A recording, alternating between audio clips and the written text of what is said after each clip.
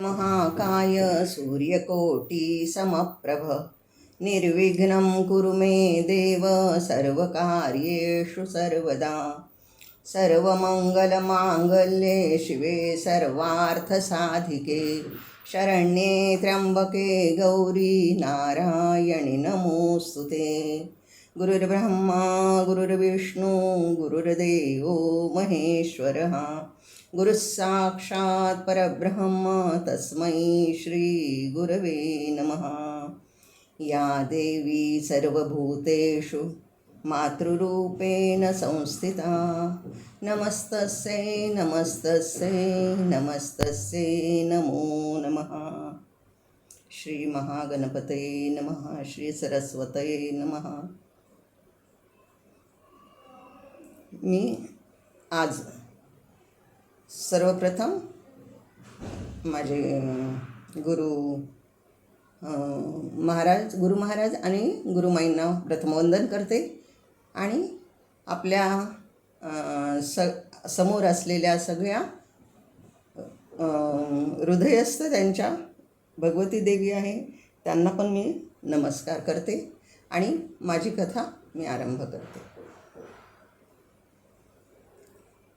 मला दिलेला विषय आहे भृगु ऋषीने विष्णूंना दिलेला शाप। तो काय आहे ते आज आपण या कथेमध्ये पाहणार आहोत।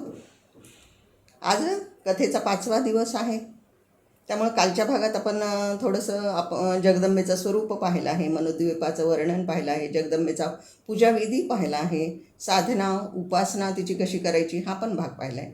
आज आपण तिच्या आदेशाने भगवंताने घेतलेले अवतार ह्या 5व्या दिवसाच्या कथाभागात सर्वप्रथम पाहणार आहोत। आता देवीच्या आदेशाने हे विष्णू भगवंताचे अवतार झालेले आहेत। तर व्यास महर्षी काय म्हणाले, हे जन्मेजय व्यास महर्षी जन्मेजयाला ही कथा सांगत आहेत।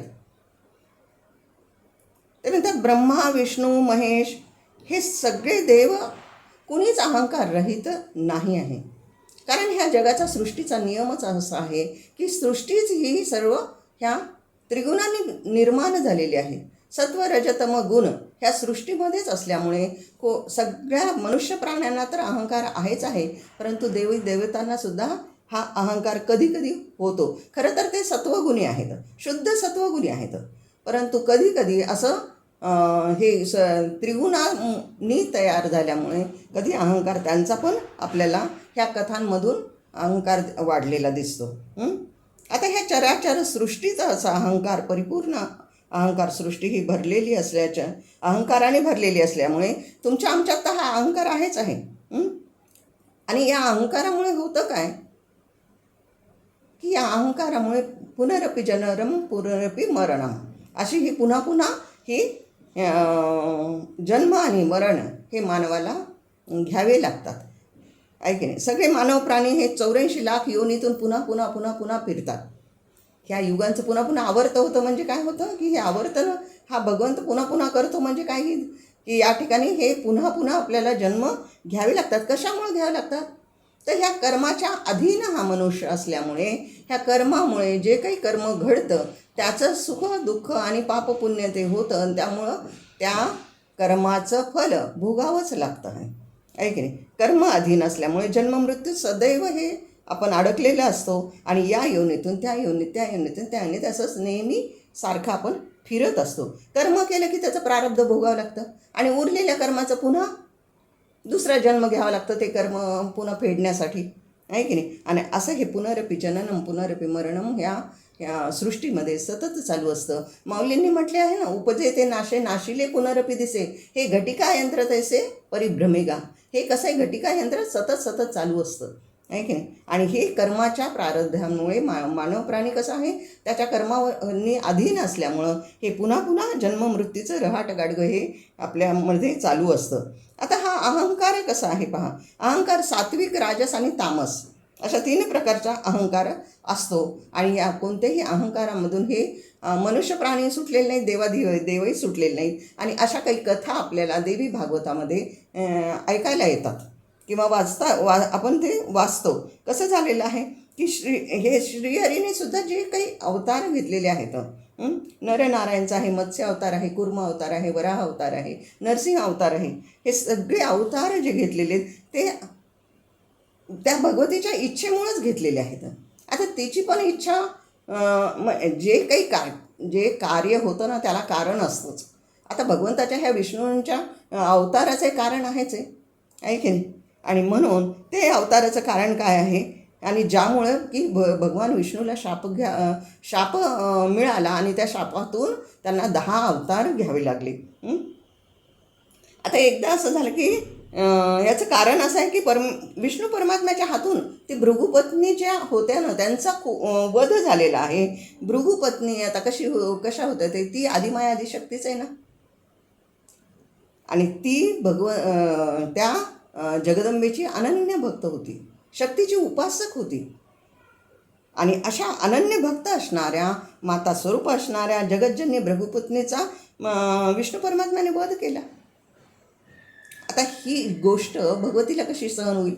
आपल्या भक्ताचा असा झालेला वध तिला सहन झालेला नाही. आणि तिनं काय केलं मग, ह्या जगदंबेने भृगुमुनींना बुद्धी दिली. आणि हे सर्व प्राणीमात्रात जे घडतं तेच या ठिकाणी घडलेलं आहे. भृगुमुनीला तिनं बुद्धी दिली. या देवी सर्वभूतेषु बुद्धिरूपेण संस्थिता नमस्तस्यै नमस्तस्यै नमस्तस्यै नमो नमः. आणि या जगदंबेने भृगु ऋषींना दिलेल्या बुद्धीप्रमाणे त्यांनी विष्णूंना शाप दिला. अगोदर तर आपल्या पत्नीला त्यांनी जिवंत केलं बरं का. आणि मग भृगु ऋषींनी विष्णूंना शाप दिला. काय शाप दिला की हे तू भूतलावर 10 जन्म घेशील. आता व्यास म्हणाले, ऐक राजा. व्यास हे कुणाला सांगतायत? जन्मेजय राजाला सांगतायत. व्यास महर्षी म्हणतात, हे जन्मेजया, तुला भृगु ऋषीच्या शापाचं कारण पण सांगतो. आता ही जी कथा आहे ना ती सारस्वत कल्पातली अगदी खूप अब्जावधी वर्षापूर्वींची आहे.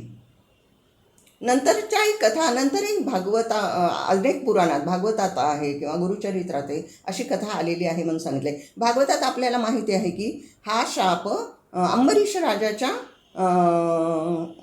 ह्याच्यामुळे, अंबरीष राजाला जो शाप अंबरीष राजाने, दुर्वास मुनीनं अंबरीष राजाला शाप दिला होता ना, त्यामुळे भगवंताला विष्णूंना 10 अवतार घ्यावे लागलेले आहेत असं आपल्याला भागवतात माहिती आहे. म्हणजे अंबरीषाला दुर्वास मुनींना शाप दिला होता आणि त्या शापामुळे हे भगवंताला हे 10 अवतार घ्यावे लागले. आता तो शाप प्रत्यक्ष विष्णूने भोगला आहे. आता हे असं कधी कधी असं आपल्याला वाटतं ना की भागवतात असं सांगितलं आहे, देवी भागवतात असं सांगितलं आहे, मग असं, परंतु ह्या देवी भागवतात असं सांगितलं की किती तरी अब्जावधी वर्षापासून हे जर देवी भागवत चालत असेल, एखादा ग्रंथ चालत असेल, तर कसं होतं आहे, प्रत्येक कल्पात प्रत्येकांचे जन्म आहेत, प्रत्येक अवतार आहेत, आणि त्या अवतारात थोडं नामरूपात कधी कधी बदल झालेला दिसतो. तो आहे कल्पांत दोष. त्या कल्पात आणि ह्या कल्पात थोडीशी कथा वेगळी असते, थोडं एखादं नाम किंवा कोणती त्याचं कारण वेगळं सांगितलेलं आहे, परंतु हा कल्पांत दोष आहे. आता ही जी कथा आपण ऐकतो आहोत ती सारस्वत कल्पातली आहे. आणि अनेक ह्या सारस्वत कल्पामध्ये कथा आहे, तेव्हा ह्या कथेमध्ये असं आहे की देवाचं आणि असुरांचं सतत युद्ध चालू असतं. अनेक वर्षापासून युद्ध चालू आहे. आता हेच युद्ध अनेक वर्ष अनादिकालापासून जे चालू आहे ना, नेहमीच देव आणि दानवामध्ये युद्ध झालेलं आपण पाहतो. आता हे सुद्धा देव आणि दानव होते कोण, तर हे सुद्धा कश्यप ऋषींचेच पुत्र होते, देव आणि दानवही, परंतु त्यांची माता वेगळी होती. कश्यप ऋषीच पिता होते ह्या सर्वांचे, परंतु माता आदितीपासून झालेल्या मुलांना देव म्हटलं जातं आणि दितीपासून झालेल्या मुलांना दैत्य किंवा असुर म्हटलं जातं, आहे की नाही. आणि ह्यांचं युद्ध बरेच वर्षापासून चालू आहे. म्हणजे आपल्याला माहिती आहे देवांचं आणि असुरांचं ह्या वृत्ती वेगवेगळ्या असल्यामुळं ह्या वृत्तीत नेहमीच संघर्ष घडतो. जसं धर्म आहे, अधर्म आहे, सत्य आहे, असत्य आहे, किंवा सत्वगुण आहे, तमोगुण आहे, अशा प्रकारचं हे आपल्याला नेहमी दिसतं. आणि त्यामुळं संघर्ष असा होतो. जुन्या काळापासून हे देवदानवाची आपापसातली दुश्मनी आहे बरं का. जसं बळीचे आणि देवाचं सुद्धा युद्ध 100 वर्षापर्यंत चालू होतं असं सांगतात. बरं एवढंच नाही, ह्याच्या आधी प्रल्हादाबरोबरचं युद्ध झालेलं आहे, त्याच्या आधी हिरण्यकशिपुसोबत सुद्धा देवांचं युद्ध झालेलं आहे. म्हणजे ही देवदानवाचं युद्ध असं अनादी कालापासून चालू आहे. आता बळीच्या काळात हे सगळे दैत्य कसं झालं होतं, हे सगळे दैत्यनं शुक्राचार्यांना शरण गेले. आता शुक्राचार्य म्हणजे भृगु ऋषींचे पुत्र होते. आणि त्याला हे सगळे दैत्य शरण गेल्यानंतर त्यांनी ह्या सगळ्या दैत्यांचं, सगळ्या असुरांचं गुरुत्व घेतलं. आणि एकदा गुरुत्व घेतल्यानंतर ह्या सगळ्या शिष्यांचं संरक्षण करणं त्यांचं काम आहे की नाही. आणि मग त्यांनी ते त्यांचं संरक्षण करत असत. आता असं देवदानवांचं नेहमी युद्ध होऊ लागले की दानव खूप मरत होते. आणि मग त्यांनी काय म्हटले की आता शुक्राचार्याच्या मातेने म्हणजे भृगु ऋषीच्या पत्नीला मारल्यामुळे भृगु ऋषींनी त्यांना 10 अवतार घेण्याचा शाप दिला होता. तर हे दैत्याला जेव्हा शरण गेले ना, तेव्हा शुक्राचार्य यांचे गुरु झाले.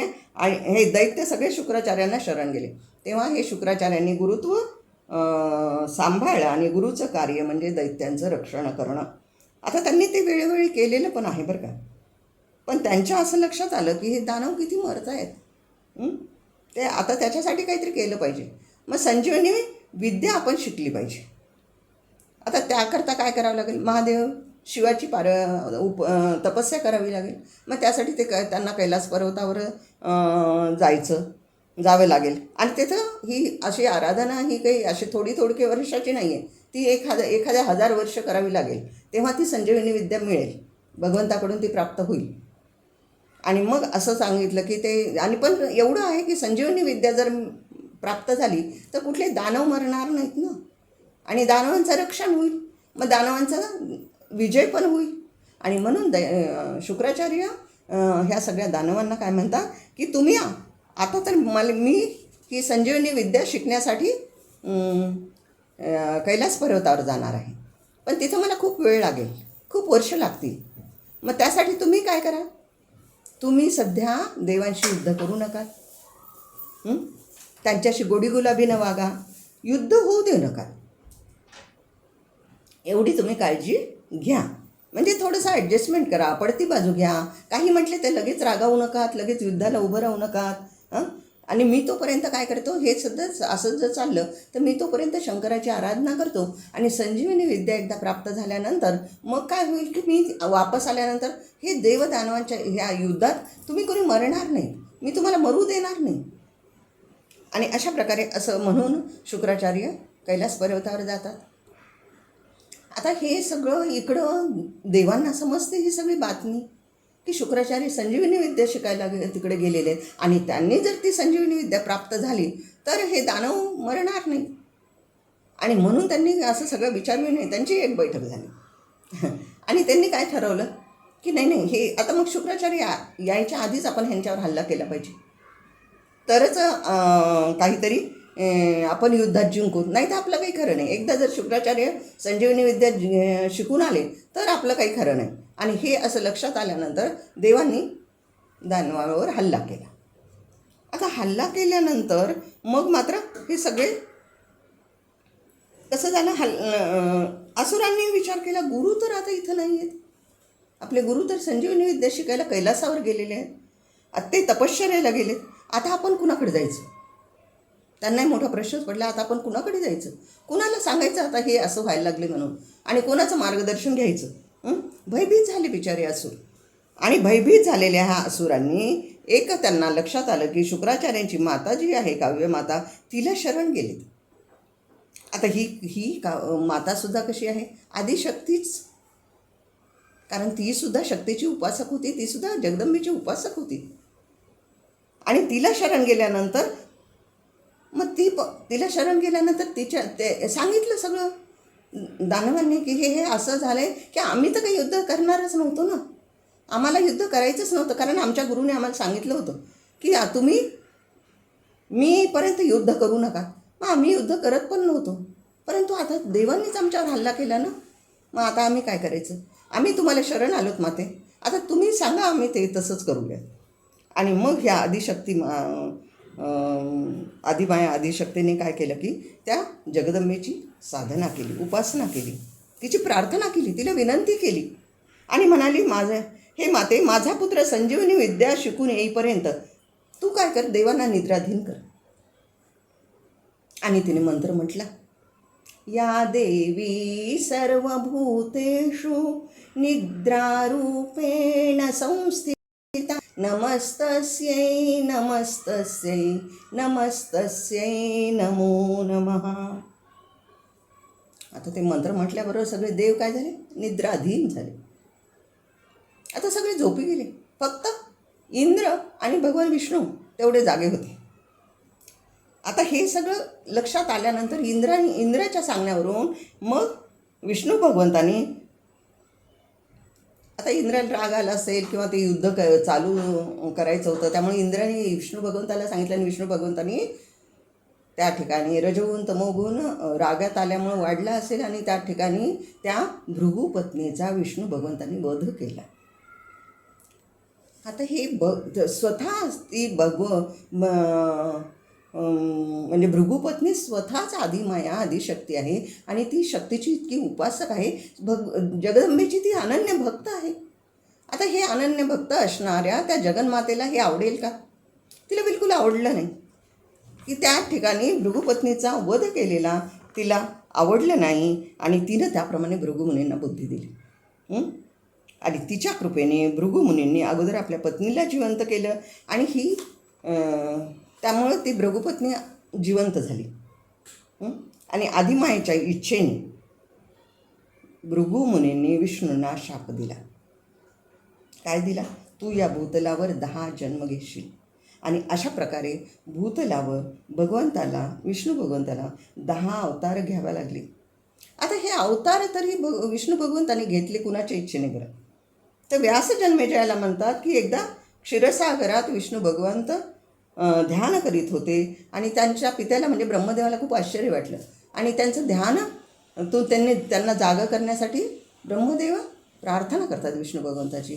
शांताकारं भुजगशयनं पद्मनाभं सुरेशं विश्वाधारं गगनसदृशं मेघवर्णं शुभांगं लक्ष्मीकान्तं कमलनयनं योगिभिर्ध्यानगम्यं वंदे विष्णुं भवभयहरं सर्वलोकैकनाथं.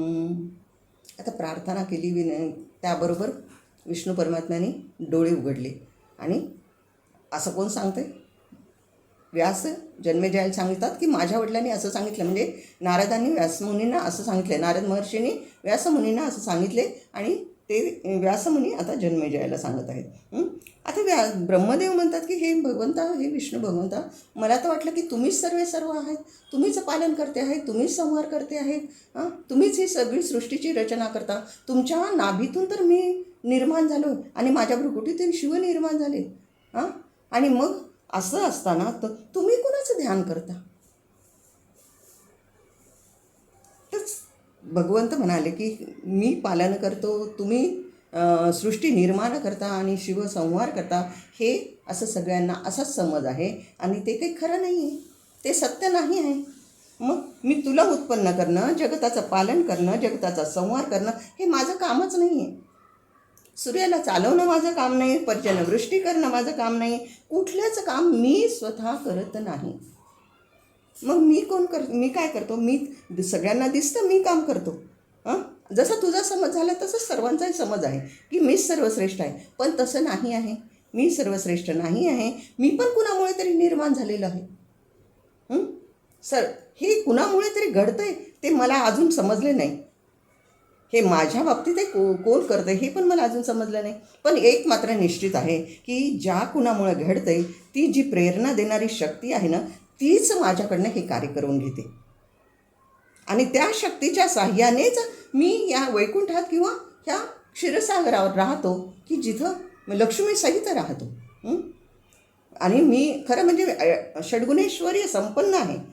यशस्वी, औदार्य, ज्ञान, वैराग्य, शांती अशा षड्गुणेश्वर संपन्न भगवान विष्णू आहेत. परंतु ते सांगतात की हे कुणामुळं आहे? हे जे सगळं ऐश्वर आहे, एवढं ऐश्वर असेल तर मला हे 10 अवताराचा शाप कशाला मिळाला असता? आहे की नाही? मी जर सर्व असतो तर मला हे शाप मिळाला नसता ना. त्या कुणीतरी अशी एक शक्ती आहे की जिच्यामुळं हे सगळं कार्य घडत आहे. मला हे स्वतः शिक्षा मीच थोडी स्वतःला करून घेईल. आणि मी स्वतःहून कोणते अवतारही घेत नाही, परंतु ह्या भगवंताच्या जिच्या इच्छेने ते मला सगळं कार्य करावं लागतं. ती कार्य करून घेणारी, ती करती, ती वेगळीच आहे की जी ही सगळ्या जगाला आणि ही मला पण चालवणारी एक शक्ती आहे. तिलाच भगवती म्हणतात, जगदंबा म्हणतात, आदिमाया आदिशक्ती जगज्जननी. तीच रेणुका आहे, तीच जगदंबा आहे. तिचे असे अनेक नावं आहेत आणि तिच्या इच्छेनेच मी हे सगळं कार्य करतो. अनेक राक्षसांना मधुकई विठ्ठलाला मारलं, हयग्रीवचा अवतार मला घ्यावा लागला. हे सगळं तिच्या इच्छेनेच होईल. नाहीतर कोण बरं मासा होईल आणि कोण बरं कासं होईल आणि कोण बरं वरा होईल, कोण बरं नरसिंह होईल, असं कोणाला करावं वाटतं का? परंतु हे कार्य माझ्याकडून कोण करून घेतं? ती करून घेणारी प्रेरणा वेगळी आहे आणि त्यामुळे हे सगळं कार्य घडतं. आणि त्यामुळे हे मला भृगुमुनींनी त्यांच्या शापामुळं मला हे सगळं ह्या अवतार कार्य पण करावं लागतं. हे असं विष्णू परमात्म्याने ब्रह्मदेवाचा असा संभ्रम दूर केला, नाहीसा केला. ब्रह्मदेवाने हे नारद मुनींना आणि नारद मुनीने व्यासांना सांगितलं आणि तेच पुढे व्यासांनी जन्मेजयांना सांगितले. अशा रीतीने विष्णू भगवंत हा आदिमाया आदिशक्तीच्या इच्छेने सर्व अवतार धारण करतो. मग आतापर्यंत झालेले किंवा पुढे होणार असलेले सगळे अवतार देखील भगवंताला घ्यावे लागतात. ते फक्त ह्या परमात्मा, ह्या परब्रह्म परस्वरूपिणी ही जी जगदंबा आहे ना, तिच्या इच्छेने, तिनं जसं सांगितलं आहे तिच्या आज्ञेवरून ते कार्य करावं लागतं. आणि त्यामुळे मी हे अवतार घेत असतो भूतलावर. आता आपण म्हणू हे सगळं आहे, पण आज जे जगतसुद्धा आहे ते घराघरात ह्या ज्या सगळ्या हे सगळे हे आहेत, स्त्रिया आहेत, ह्या सगळ्या त्या तिच्याच रूप आहेत. ह्या जगताचा पसारा हा सगळा तिनंच निर्माण केलेला आहे, तिचाच आहे. आणि ह्या जगताचा हा दरबार तिनं असा भरवलेला आहे आणि तीच हे सगळं कार्य करते. कसं आहे पहा अंबाबाईचं दरबार. दुमदुमला दरबार होतो दुमदुमला दरबार आईचा होतो जय जयकार, होतो जय जयकार आईचा होतो जय जयकार. जमले देवादिक गंधर्व आले नारद तुंबर, जमले देवादिक गंधर्व आले नारद तुंबर. गायन करती अपार, गायन करती अपार होतो हो आईचा जय जयकार. दुमला दरबार आईचा होतो जय जयकार. भैरव चतुराया योगिनी आल्या अप्सरा सर्व मिळोनी, भैरव चतुराया योगिनी आल्या अप्सरा सर्व मिळोनी. नृत्य करी झंकार, नृत्य करी झंकार आईचा दुमदुमला दरबार, दुमदुमला दरबार आईचा होतो जय जयकार. वाजे चौघडा मृदुंग झांजरी शंखही वाजे विना बासरी, वाजे चौघडा मृदुंग झांजरी शंखही वाजे विना बासरी. श्रोते जमले अपार, श्रोते जमले अपार आईचा दुमदुमला दरबार, दुमदुमला दरबार आईचा होतो जय जयकार. देवांची ती गर्दी पाहुनी, देवांची ती गर्दी पाहुनी रमादंग झाली स्वमनी, रमादंग झाली स्वमनी. झाली वृत्ती तदाकार, झाली वृत्ती तदाकार आईचा दुमदुमला दरबार, दुमदुमला दरबार आईचा दुमदुमला दरबार. होतो जय जयकार आईचा होतो जय जयकार, होतो जय जयकार.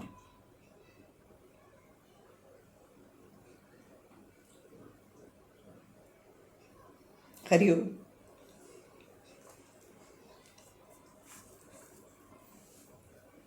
आजच्या कथेला इथं थांबवते.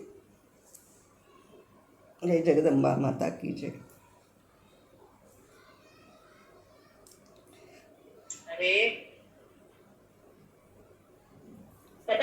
सुंदर झाली अनिताताई. महाराज हा, एक मिनिट. अनिता, भावपूर्ण कथा आणि दरबार फार गाजवला, देवीचा दरबार. तुझ्या भावना तुझ्या अद्भुत व्यक्त झालेल्या आहेत. खूपच छान. अभ्यासपूर्ण निरूपण. अभ्यासपूर्ण निरूपण. छान. आणि कथा चांगली छान कशी झालं ताई. सांगितली. खूप नाही, कथा खरंच चांगली कशी उत्तम. छान छान. सुंदर.